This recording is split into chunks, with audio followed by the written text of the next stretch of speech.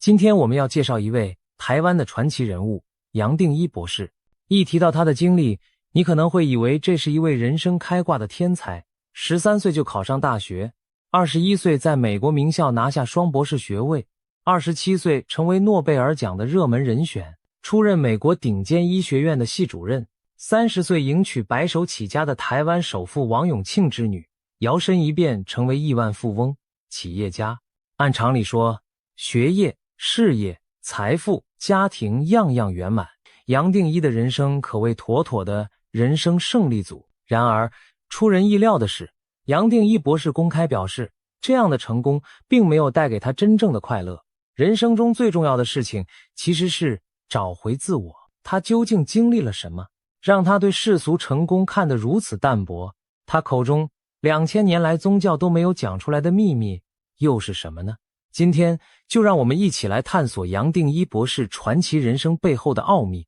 杨定一出生于1958年，一出生就显得与众不同。他在母亲肚子里足足比预产期晚了1个半月才出生。一般胎儿若在母体滞留这么久，不是夭折就是死胎，但杨定一却奇迹般的平安出生。出生时体重将近8斤，甚至头发都已经长得老长。多年以后，当他成为医学博士，回顾自己的诞生时，也不禁感叹，我能顺利出生简直是一个奇迹，仿佛冥冥之中自生命伊始就有一股特殊的力量在庇佑着他。出生不久，家人就发现小杨定一有着异于常人的感官和天赋。从几岁开始，他每晚在睡梦中都会听到美妙的音乐。奇怪的是，这种音乐不是从收音机传来，也不是谁在演奏，而仿佛是从遥远的天际飘来的旋律，只有他自己能听见，旁人却一无所闻。更奇特的是，那音乐优美绝伦，超越人世间任何乐器可以演奏出的声音。童年的杨定一并不知道该如何形容，只觉得每天夜里伴随着这天籁之音入睡，内心充满了光明与喜悦，整个人也随之安定放松下来。在音乐的引领下，他的意识仿佛脱离了身体，进入另一个奇异的世界遨游。等到早晨醒来，他看着镜子中的自己，反而会愣一下，咦，他是谁？他是我吗？因为那种灵魂离体去往他处的经历太过真实，以至于重新回到身体时，他竟有一丝不真实感。多年以后，博学的杨定一把这种童年奇遇对照古代哲人的记载，发现古希腊哲学家毕达哥拉斯曾提出宇宙谐音理念。他认为太阳、月亮和行星都发出各自独特的嗡嗡声，人耳虽然听不见，但灵魂可以听到，而这些天体之音模仿了神界的音乐，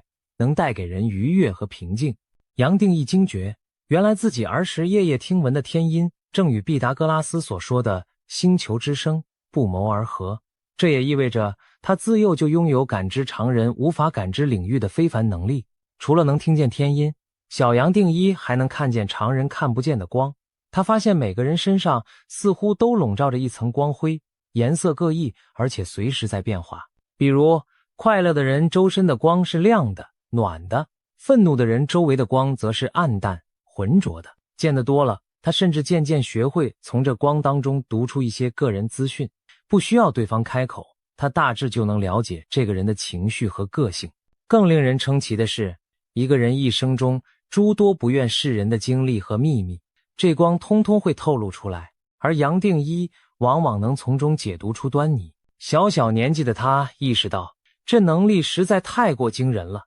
倘若让周围的小伙伴们知道自己能看穿他们的隐私秘密，大家恐怕避之唯恐不及吧。于是他非常谨慎，从不在人前提起自己能看见人体光芒的事。但他内心明白，自己所看到的这些缤纷流动的光是真真实实存在的，尽管一时还无法用常理去解释。多年以后，他回忆说，很多人听到我这些经历时，第一反应是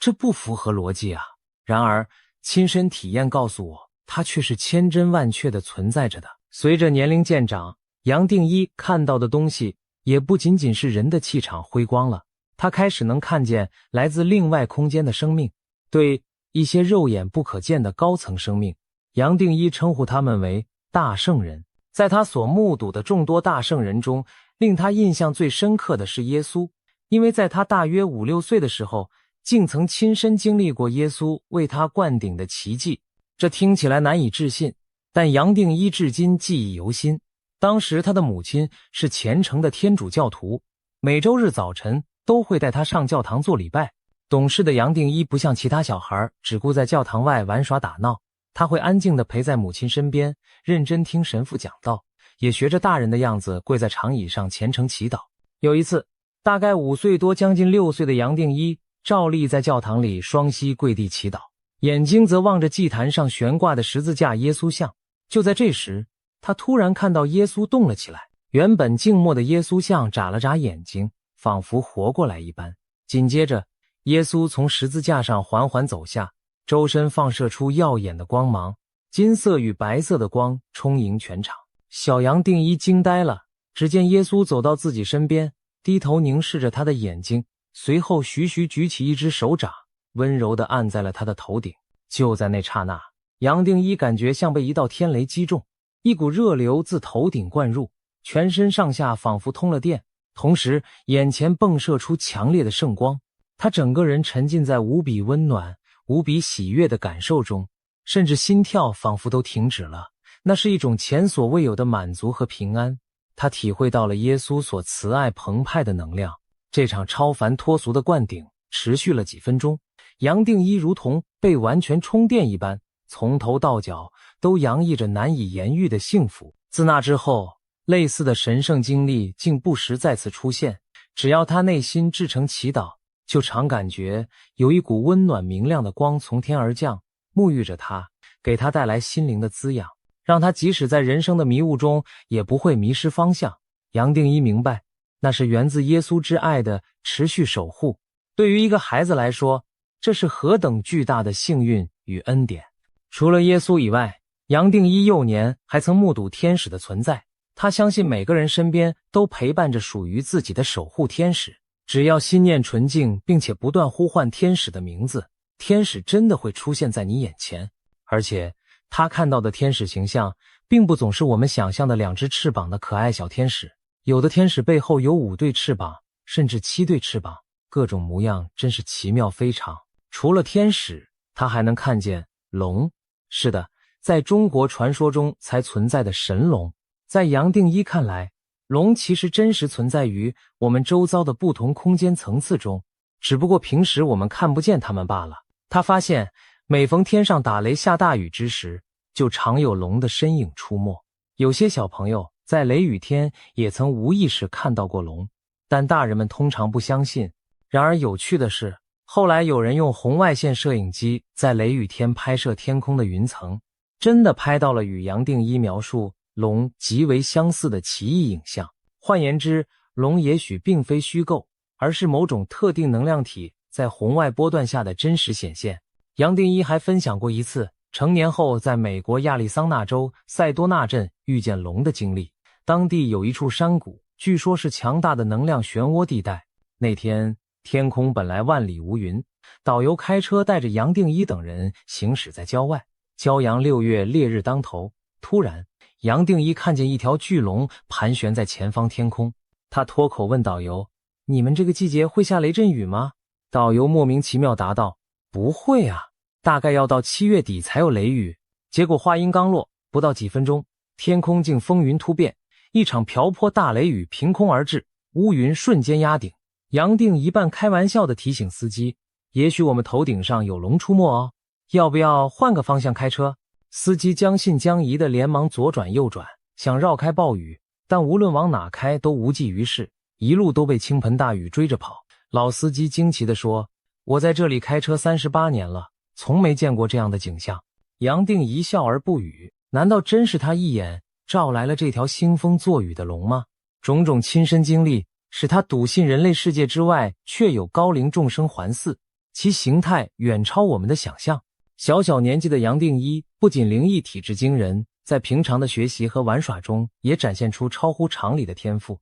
他7岁时举家移民巴西，随着父亲在当地大学任教而定居南美洲。巴西是足球王国，小杨定一很快便融入当地孩子的足球游戏中。有一天，他参加学校的一场激烈足球比赛，对方球员把球传向他所在的后场，只见瘦小的他一脚将球截下。就在这瞬间，他感到脑海里原本嘈杂的观众加油声、队友的喊声一下子全都遥远了，四周仿佛安静下来，而自己的意识进入了一种空灵专注的状态。接着奇迹发生，杨定一带球开始从后场一路高速盘带，仿佛对手形同虚设。连过4名防守球员后，他已冲到前场禁区外，大力一记左脚抽射，足球划出一道弧线，直挂球门死角。守门员甚至来不及反应，球就已经入网了。周围先是静了1秒，随即爆发出雷鸣般的掌声与欢呼，所有人都惊呆了。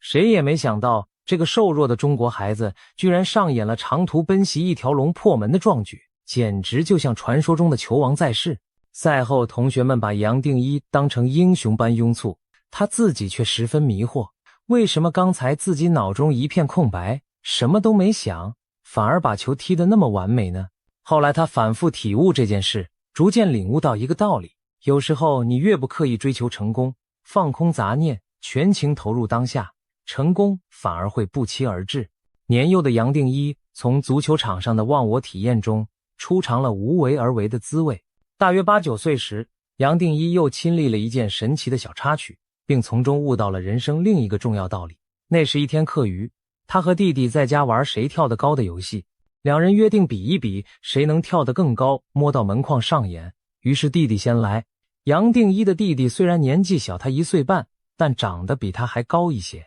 只见弟弟轻轻一跃就摸到了门框，还用铅笔做了个记号。轮到杨定一了，他抬头看了看门框的高度，心想，我是哥哥啊，可不能输给弟弟。可这门框看起来好高哦。他暗暗咬牙，深吸一口气，猛然使劲往上一跳。就在离地刹那，他突然感到整个身体变轻了，仿佛失去了重力束缚般往上飘。结果不但远远越过门框，他甚至摸到了天花板。落地后，他和弟弟量了量，自己刚才双脚离地至少有1.2米到1.3米那么高。要知道，普通人的原地垂直跳高通常也就半米左右，职业运动员中能跳到80、90公分已属惊人。就算是美国职篮 NBA 的顶尖球员，垂直起跳超过90公分就属天赋异禀。传奇飞人麦克乔丹据说弹跳力最佳也不过122公分而已。杨定一9岁小童居然能轻松跳出相当于乔丹极限的高度，这在常理中根本不可能。弟弟当场瞠目结舌，直问，哥哥，你鞋子里是不是装了弹簧啊？杨定一自己也是一头雾水，因为在腾空那瞬间，他真真切切体会到了一种失重的感觉，仿佛体内隐藏着某种反重力的装置将他托起，那片刻轻盈无拘的滋味令他难忘。他忽然领悟到，原来我们每个人或许都潜藏着超乎想象的能力，只不过平时被各种既有观念束缚住了，不相信自己能做到而已。正如他后来在回忆录《奇迹》中写到的，许多孩子成长过程中其实都有过一些超自然体验，比如从高处摔下却安然无恙，或者突然能听懂小动物的语言，又或者一度看见了另一个世界的景象，甚至一觉醒来会说自己完全没学过的语言。我们大多把这些现象当作偶发的巧合，但杨定一认为，那其实正是你自身潜能闪现的证据，只因为我们不相信自己拥有它们，这些能力才渐渐沉睡了。杨定一童年连连的奇遇，让他比同龄人更早意识到，人类远不只有五官感知和筋骨之力，肉身之下还蕴藏着巨大的未知潜能。只不过，大多数人在成长过程中被后天的种种常识和怀疑论驯化，反而失去了对自身天赋的信心。幸运的是，他的这些体验并未被成长磨灭，反而伴随他一路进入学术殿堂，继续在科学领域大放异彩。正如前文提及，杨定一少年时期就一路跳级，13岁考上大学，21岁获得美国约翰霍普金斯大学的生物化学及人类遗传学双博士学位。他才华洋溢，20几岁便在学术界崭露头角，不但研究成果丰硕，还在27岁时成为国际癌症研究领域炙手可热的新星，一度被视为诺贝尔医学奖的有力竞争者。他被美国加州大学邀请担任医学院的系主任，成为当时全美最年轻的医学系负责人之一。然而，就在事业如日中天之际，杨定一的人生轨迹却发生了一次意味深长的转折。他选择离开学术界，转而投身企业界，并返回台湾发展。这背后除了人生规划的考量，也有家庭因素。他在30岁那年迎娶了自己心爱的姑娘，而这位姑娘正是台湾首屈一指企业台塑集团创办人王永庆先生的千金。成为豪门驸马后，杨定一协助岳父创办生技公司，事业版图越拓越广，很快便积累了数亿身家，一跃成为身兼科学家和企业家的传奇人物。外人看来，这样的人生已经达到了世俗意义的巅峰。可正当大家以为杨定一会就此功成名就，享受荣华时，他内心却始终在追寻另一种成功，那就是精神上的圆满与觉醒。正因如此，他后来陆续退出商界管理，全心投身于心灵修行和真理探索，把更多时间用来思考人生的意义、宇宙的真相。用他自己的话说，世间的一切名利财富，到头来什么也留不下。我所做的一切，不过是要认识我是谁。这样的理念，或许令很多局外人难以理解。拥有普通人梦寐以求的一切，却看淡一切，反而去追寻一个宗教哲学式的问题。然而，回顾杨定一博士走过的路，我们不得不承认，他的确有着迥异常人的奇特人生经历，将他引向对自我与宇宙本质的深入探寻。接下来发生在他身上的种种故事，更是印证了那句话：凡是真心追寻者，整个宇宙都会联合起来帮助你。杨定一在追寻终极真理的路上，获得了许多神奇的回应，也许正是他们让他逐步触碰到那2000年来宗教没有明说的天大秘密。杨定一精神旅程中的第一次重大转折，发生在他20岁那年。那时他正在美国纽约研习医学，某日漫步街头时，忽然闻到一阵似有若无的檀香之气。奇怪的是，周围并没有庙宇或香烛，香气似乎是从路边一家书店里飘出来的。他情不自禁地循着香气走进书店，只见书架上摆着一本封面印着印度老人肖像的书，封面上老人的眼神深邃慈祥。杨定一觉得莫名眼熟，心头涌起难以言喻的亲切感。就在那刹那，他仿佛触电一般，整个人怔住了。恍惚间，意识仿佛跌入另一个时空，在他记忆深处浮现出这张老人的面容，而这老人竟是他过去极为亲近的人。杨定一站在原地，不由自主泪流满面。不需翻阅，他的直觉已经知道了这本书的内容，因为那些知识早已深深刻印在他的灵魂记忆之中。书中介绍的这位印度老人名叫拉玛那马哈希，是出生于1879年，圆寂于1950年的印度圣者，一生在南印度的阿鲁纳恰拉山潜心修行，在印度社会享有崇高声誉，被尊称为伟大的大圣人。而杨定一惊觉，这位在他出生前就已离世的印度老圣人与自己之间竟存在着某种跨越生死的深厚联系。后来杨定一追忆说，拉玛那曾是我的老师，也就是说，他相信拉玛那马哈希在自己前世曾经是他的师傅。今生透过书店里偶遇的这本传记，拉玛那仿佛隔空唤醒了杨定一尘封的记忆，再度成为了他的引路师。自那天起，杨定一脑海中与前世有关的种种画面就开始零星浮现，仿佛破碎的拼图片段，时不时自深层意识中飘上来。随着时间推移，他逐渐拼凑出一些前世今生的线索。他看见自己曾在南美洲当过虔诚布道的神父，也曾做过原住民部落的酋长，有一世甚至沦落为沿街乞讨的叫花子，尝尽人间冷暖。更令人惊奇的是，他还体验过在其他星球上生活的场景。原来茫茫宇宙中还存在比地球文明更先进的人类形态生命。杨定一的前世记忆不局限于地球，他发现生命的旅程跨越星辰大海，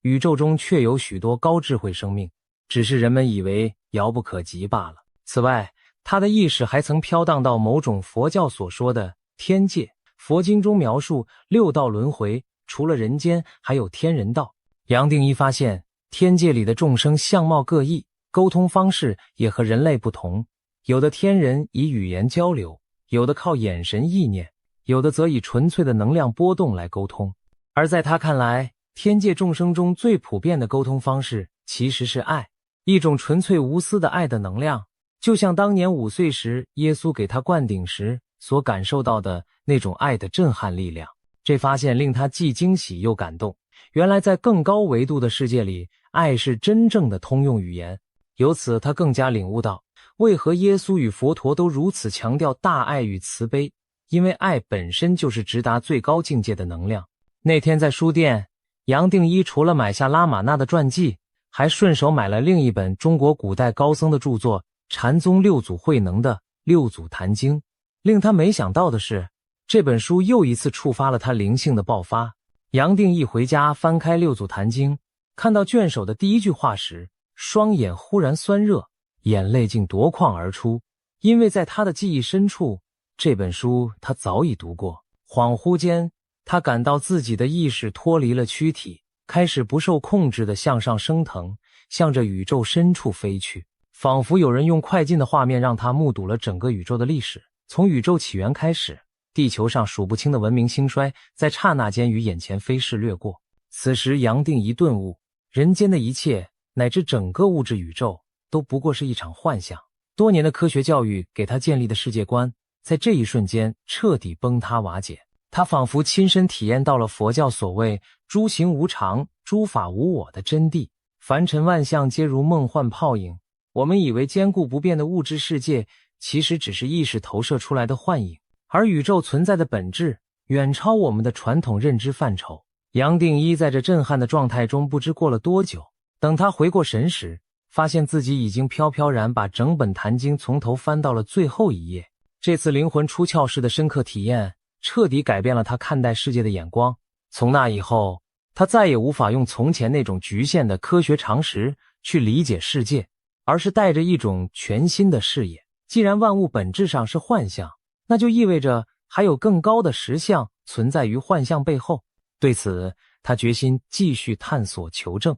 命运的安排总是如此巧妙。正当杨定一全身心投入东方的智慧宝库之时，一位朋友送给他一本书，这本书成为他灵性道路上的又一盏明灯。那是一本泛黄的老书，封面印着一位须眉皆白、双眼炯炯的中国高僧照片。这位慈眉善目的长者正是近代禅宗泰斗虚云老和尚。虚云大师在中国佛教界德高望重，据说活到了120岁高龄，晚年仍神志清明。在113岁时，虚云写下了这本自传，记录他波澜壮阔的修行见闻。对于自小笃信天主教，7岁便离开台湾赴海外的杨定一而言，虚云本是个陌生的名字。然而当他第一眼看到虚云的照片，眼泪再次不受控制地夺眶而出，那张脸孔深深地触动了他的灵魂，正如之前见到拉玛那照片时一般。泪水中，他情不自禁地盘腿坐下，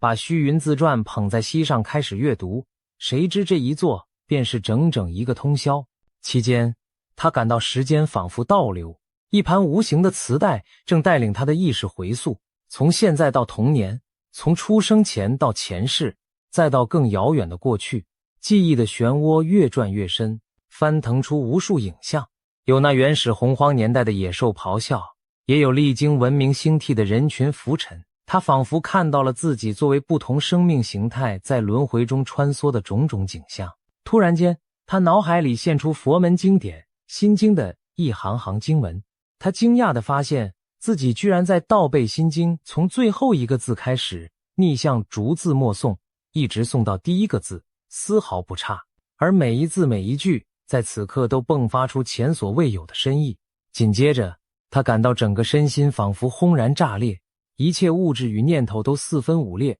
荡然无存，只剩下无限的寂静与空明。在那无比宁静的虚空中，他目睹了大约2600年前的一幕。古印度菩提树下，释迦牟尼佛在大彻大悟后缓缓睁开眼睛，端详这个宇宙万物的景象。也就在此时，杨定一睁开了自己的双眼，他觉得自己仿佛经历了一场涅槃重生，对这个世界有了全然崭新的认识。可以说，杨定一经由虚云大师的指引，亲证了禅宗所说的明心见性，透过内观自省，直指人心，见到自性本源。这次彻底的超凡体验，带给他长久以来苦苦追寻的一个答案，也引出了更多新的提问。经历过上述种种非凡境遇，杨定一博士逐步构筑起自己对宇宙真相的理解。他相信我们所处的这个宇宙其实是多重宇宙的叠加，在同一片空间中存在着不同层次、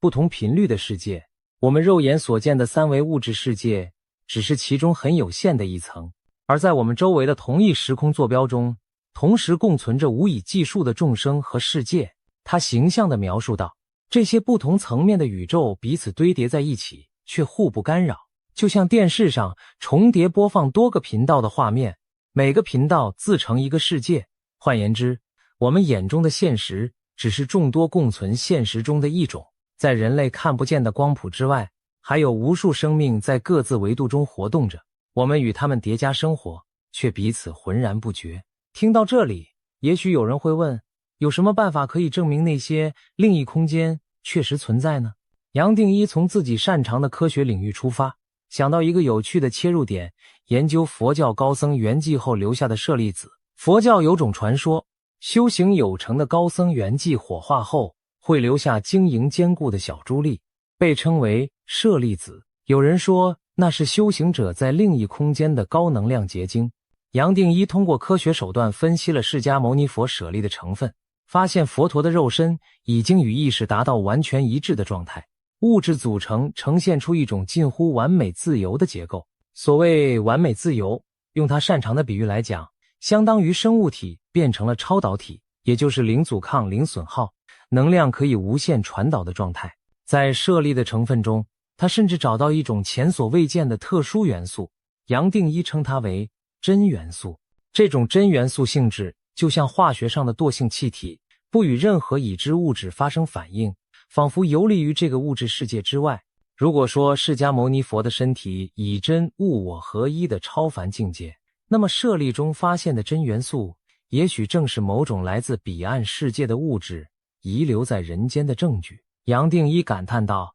，2600年过去了，人类的科学文明仍未能走出佛陀当年所揭示的掌心。他认为现代科学其实正在一点点逼近古老圣者们早已通达的真理，只不过方式迂回且缓慢。如今他用自己的研究从侧面印证了佛经里关于物质与精神关系的奥义，意识到达极致时，甚至可以彻底改造物质结构，使肉身变得超脱于凡尘法则。这不正是神通或圣迹的科学写照吗？由此他更加坚信，宗教与科学的鸿沟终将弥合，人类总有一天会用科学语言来理解神迹背后的机理。在杨定一的精神探索中，另有两位神圣的存在始终给予他指引和启发，他们就是耶稣基督和弥勒佛。可以说，一位是西方宗教的救世主，一位是东方佛教信仰中的未来之佛。而杨定一的人生使命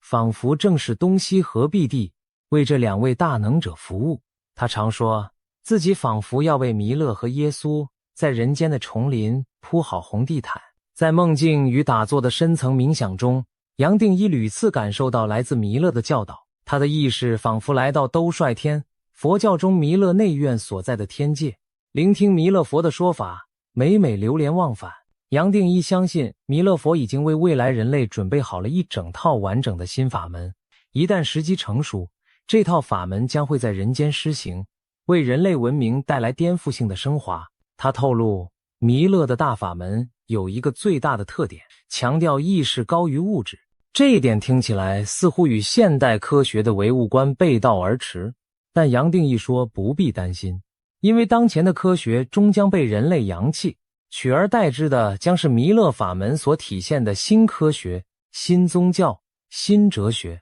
他的这番话让人不禁联想到，人类几千年文明史其实不断在经历世界观的大转换，从地心说到日心说，从经典物理到量子革命，每一次思想巨变都会动摇既有的权威。而如今，也许我们正站在另一场巨变的前夜，一场关于意识本质的革命，将科学与宗教彻底融为一体。杨定一作为一位既精通科学又深谙灵性的人，或许正是这场变革的先行者之一。谈到人类的未来，杨定一还分享了一个有意思的观察，大约在40多年前，上世纪70、80年代，全球各地出现了一批被称作靛蓝小孩的特殊孩童。他们之所以叫这个名字，是因为有灵视力的人发现，这些孩子的气场呈现蓝紫色光芒，他们往往对物质世界不那么在意，反而更加关注精神层面的成长。然而，由于举止思想跟同龄人不合拍，许多靛蓝小孩在成长中被贴上了过动症或注意力缺陷的标签，被大人认为是不适应社会的怪胎。杨定一表示，这些孩子其实是人类意识进化的先锋，只可惜当时的人们不理解。到了最近20年间，又陆续诞生了一批更为特别的水晶小孩，他们的气场带着乳白或彩虹般的光泽，性情平和善良，宽厚谦逊，与人相处毫不设防。他们往往智慧超灵，有敏锐的直觉，能轻易洞悉真相，仿佛与生俱来，肩负着为人类开创美好未来的使命。有人说，水晶小孩是靛蓝小孩的延续者，来完成前者未尽的使命。但杨定一更乐观地认为，靛蓝小孩和水晶小孩将会携手合作，在未来帮助创造一个更友善、和谐共生的世界。在他看来，这两代新人类身上各自承载了灵性和物质两种极端特质，而他们的使命正是要把这对立的两极合二为一。或许正是透过他们，人类社会才能真正实现精神文明与物质文明的统合，从而开启崭新的和平时代。杨定一对此深怀期待，也把希望寄托在下一代身上。他相信，地球的未来将由这些觉醒的年轻灵魂来引领和守护。回顾杨定一博士的整段经历，我们会发现一个令人深思的脉络。他早年在科学领域登峰造极，中年以后却潜心挖掘宗教与灵性智慧，而最终他所领悟的道理，既非传统宗教教条所能完全概括，也已超越现代科学的框架。有人可能会问，杨定一所强调的2000年宗教没有讲的秘密究竟是什么？综合他分享的种种心得，可以尝试这样来理解，这个秘密不是别的，正是我们每个人的内在都蕴藏着无限的意识与神性能量，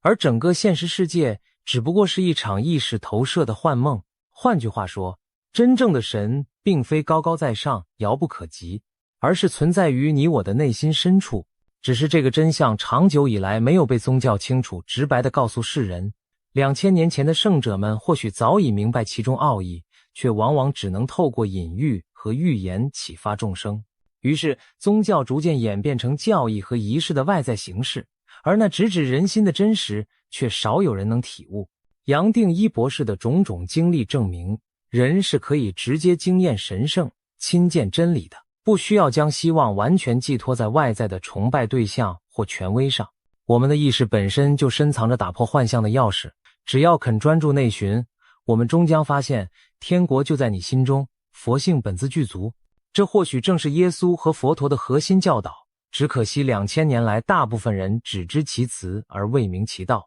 杨定一的故事也启示我们，当一个人触及这层真相后，再回看宗教经典中种种不可思议的神迹，其实就不那么难以理解了。如果世界如同一场巨大的梦或一个复杂的城市，那么对觉醒者而言，改写城市、超越常规法则就是水到渠成的事。难怪圣经中耶稣只用5个饼、2条鱼就喂饱了5000人，或许那只是他动用了宇宙城市码中的复制贴上功能而已。又比如中国禅宗的维摩诘居士，在自家小室中同时容纳千百人听法，可能他只是调用了高维空间的拓展功能，把小屋暂时切换到了更高维度罢了。听起来玄之又玄，可是杨定一博士用亲身经历告诉我们，凡俗的背后确实隐藏着一套更高层次的运作逻辑。长久以来，宗教向人们强调信念与道德，却很少直言这套终极逻辑。也许是担心人心不稳而误用神力，